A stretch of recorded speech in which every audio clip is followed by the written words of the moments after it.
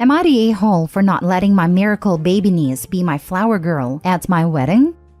My 27 female, older brother and sister-in-law, both mid-30s, just welcomed their first child a year and a half ago, after years of trying. After many failed attempts, sister-in-law was told that she wouldn't be able to conceive due to a medical condition she has. Then they finally got pregnant. Since having my niece, the baby has been the center of attention at every family event we've had since she was born. Birthdays, weddings, family get-togethers, you name it. Now, don't get me wrong, I love my niece. But it can get to be a little too much when my sister-in-law goes on and on about how long they tried to conceive, complications they've had, miscarriages they've had, etc. Like a little too much info. Many family members have commented on how it's a little bit excessive, but no one has said anything because they don't want to sound like an a-hole. Anyway, I'm getting married in the spring, and my brother and sister-in-law approached me last weekend about having my niece be the flower girl. Now, my fiancé, 35 male, has 2 children, 10 male and 6 female from his previous marriage. His son is one of the groomsmen, while his daughter had asked to be our flower girl when we told them the news that we were getting married a year ago, as it's something she always wanted to do. So, of course, we said yes. So, I explained this to my sister-in-law when she asked me about my niece. She asked if my stepdaughter can just carry my niece with her, and I said I don't think she'd be comfortable with that considering she's 6. She then asked why I can't give that role to my niece and allow herself to carry my niece down the aisle as a flower girl. I said no, because I already promised my stepdaughter. She then started going off about how my lack of effort to incorporate my niece is disgusting to her. I should honor her in some way, since I know how long and hard they tried for my niece. Now, I may sound like an a-hole for this, but I kind of got fed up and snapped and said, incorporate my niece how? By the time the wedding comes around, she'll be 2 years old. The entire family already knows your story about how long and hard you guys tried for her. What more do you expect me to do to honor her? She started crying and said that clearly I don't love my one and only niece, and I'm letting her down. I said, of course I love my niece, and obviously she's going to be involved in the pictures and stuff, but I'm not going to let my stepdaughter down by giving my niece a role she's too young to remember anyway. Well, now sister-in-law and my brother are angry with me for not letting my niece be flower girl, and are running around telling the rest of the family I don't love my niece. My mom had been trying to stay neutral, but thinks my stepdaughter would understand if I explained to her I need to give that role to my niece. I'm firm in my decision though, and my fiancé is thankful that I didn't let his daughter down. Am I the a-hole for not allowing my niece to be the flower girl? Now for the top comments. Not the a-hole. Let them be pissed. If ever there was a time to take a stand for your stepdaughter, it is now, without knowing her story or how she came to be part of your life. She's 6 years old, and you've made a commitment to be in her life. The moment you make it official revolves around her as much as it does you. You absolutely have every right to honor the stepdaughter over the niece, and these first moments as stepmom are going to cause the ripple that forms the pond that is your relationship for her whole life. Trust me, if you back down now and give her spot away, it's going to ruin more than just your wedding. I 100% agree. I came from a family with 2 divorced parents myself, and I'll never forget how horrible I felt when my dad and stepmom's wedding I wasn't included in it at all. Yet my younger brother was one of the groomsmen. Having that experience myself, I'd never want my stepdaughter to feel that way, or that she isn't involved in such a special day. It just caused so much drama in the family that is so unnecessary. Stop thinking of it as your decision causing drama, and start correctly calling it your sister-in-law causing drama because she wants to be the center of attention at your own wedding. It's your day, not hers. Not the a-hole. She's their miracle baby, not yours. The fact that they want you to disappoint your soon-to-be stepdaughter in order to make their daughter the focus of your wedding is absurd. Next story. Am I the a-hole for not giving my daughter, who eloped, cash for her honeymoon? My daughter Jane recently eloped with her partner of 5 years. My wife and I were excited when they got engaged to plan a wedding, but she said she didn't want to rush setting a date or planning a wedding. This was understandable to us, and we didn't want to rush them either, but we let her know we would contribute a set amount to her wedding when the time came. Then last week, she tells me she has an announcement, and that they actually eloped together, because they decided they didn't want the big event with all the attention on them. This was a little disappointing, but we understood. She's never been the type to want to be in the spotlight, so while we weren't expecting it, it wasn't the biggest shock in the world. What did feel like a shock is when she assumed we'd just give her that amount of cash straight up. She said they wanted to use it to take a month-long traveling sabbatical/honeymoon. My wife and I told her the money we were prepared to give her was for a family event, not just for her to do as she pleases. If she didn't want a traditional wedding, that's fine. But we never told her we were just giving her, say, $15,000 for the act of getting married. We just didn't want her to have to spend a ton of her own funds on a wedding. And since relatives and family friends would have presumably been there, we were happy to pay for it so she wouldn't have to. 2 of my nieces have gotten married in the last couple years, and it's a family event to us, not just about the 2 people getting married. This has caused a whole thing with her saying we went back on our word to her, but in my mind, we never told her otherwise. We did say if she wants a second ceremony/family event to celebrate but would it be an official wedding, we would sponsor that. If she had asked if she eloped or had a tiny wedding if we would give her some of it for a honeymoon, we may have considered it, but it's hard to know because we were never given the request. They just went and did their own thing, which again is fine. Am I the a-hole for not giving her the cash we would have paid? Not the a-hole. Your expectations and conditions are entirely reasonable. It wasn't reasonable for her to assume that she could simply take the cash option here.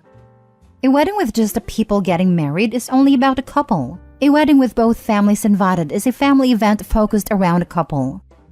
Not the a-hole. You and your wife offering to contribute toward wedding expenses in no way means your daughter is somehow entitled to that money if a wedding does not take place. That's just entitlement on your daughter's end.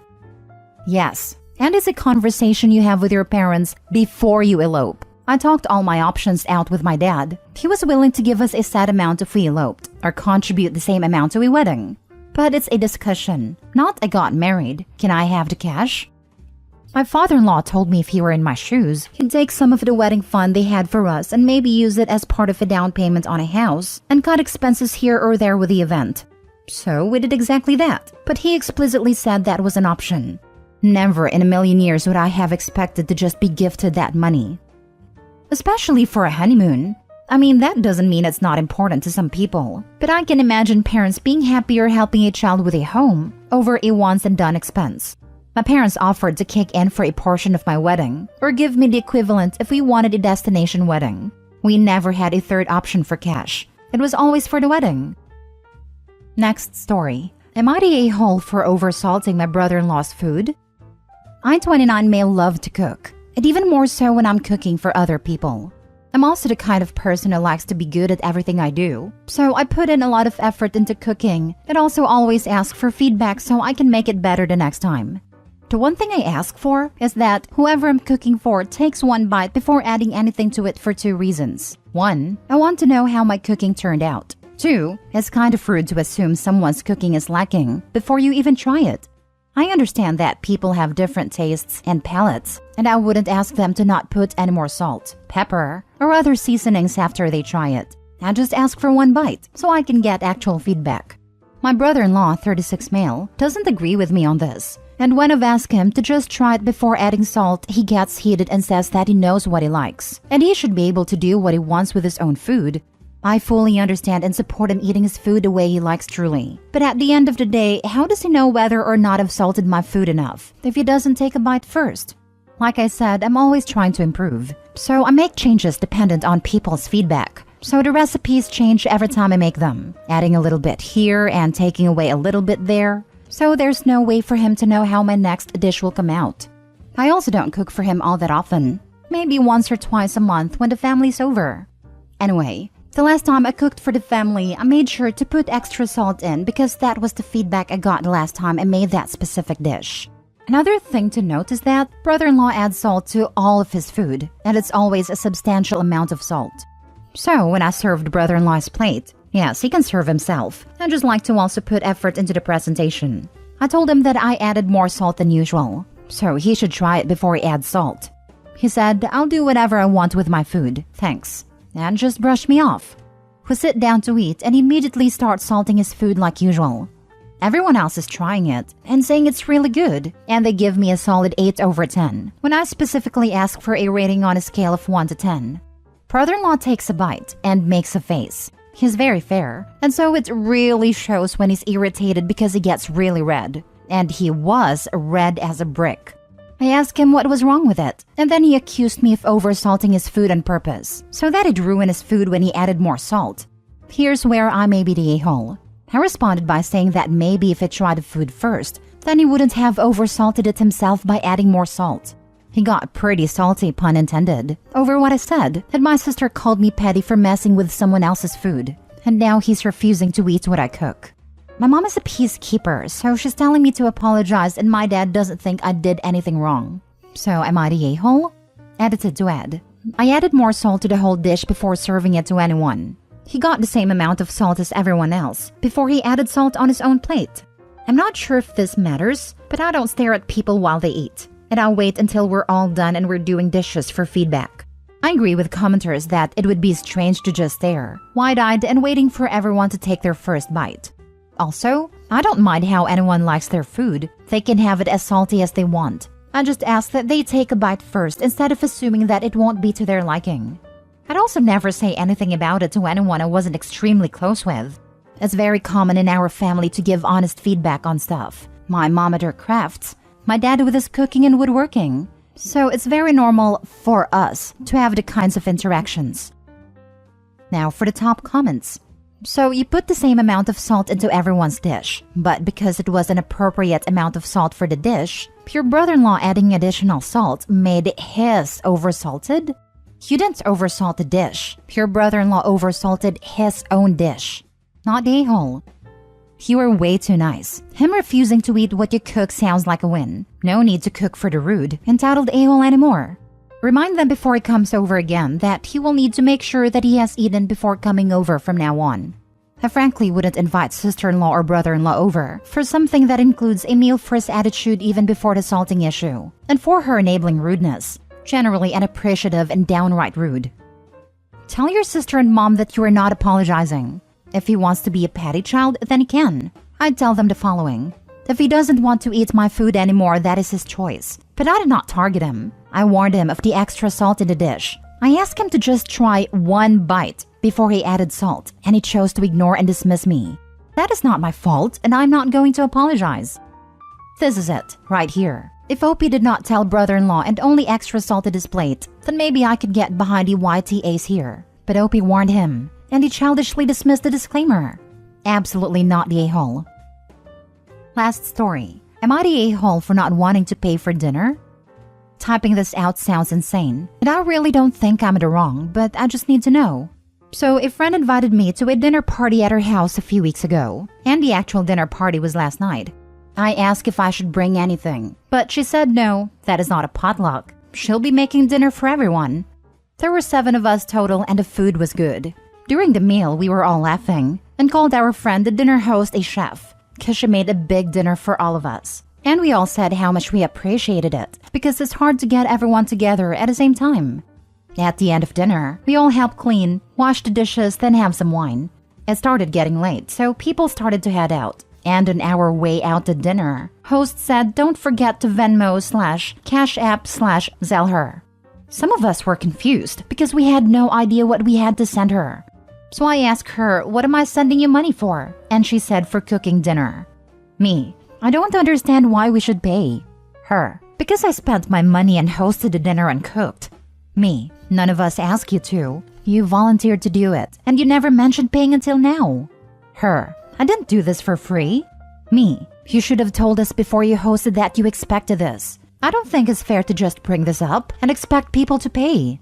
She called me an a-hole and said again that she didn't spend hours to cook, grocery shop for free.